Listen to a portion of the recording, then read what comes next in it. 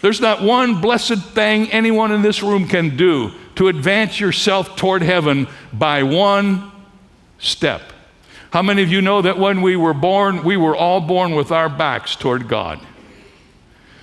And it was the grace of God through his son Jesus Christ that reached down and brought us out of our sin. And we didn't do anything except say, yes, Lord, thank you. Forgive me for my sin. I want to be saved.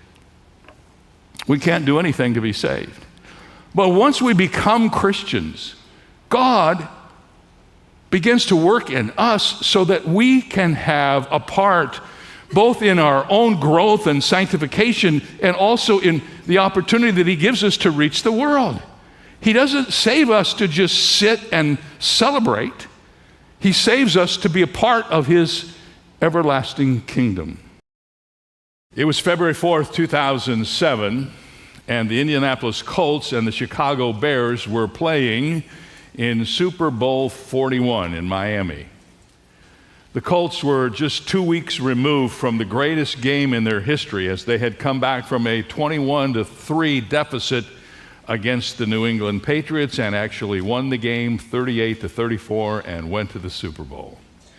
As you can imagine, the Colts were pretty pumped up for that Super Bowl game, which would be their first entrance into the Super Bowl since 1971.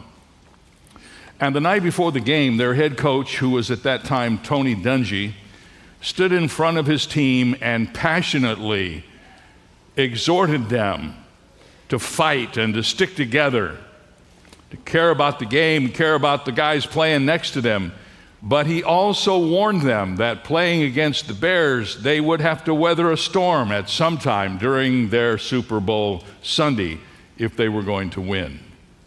The team was absolutely pumped up. Tony Dungy was pumped up, and he recalled on the Dan Patrick Sports Show that he was so pumped up he made a change in his plan for the game. He said, we had decided all week long that we were not going to kick the ball to Devin Hester, one of the fastest and most productive kickoff returners in NFL history. We're going to kick it away from him.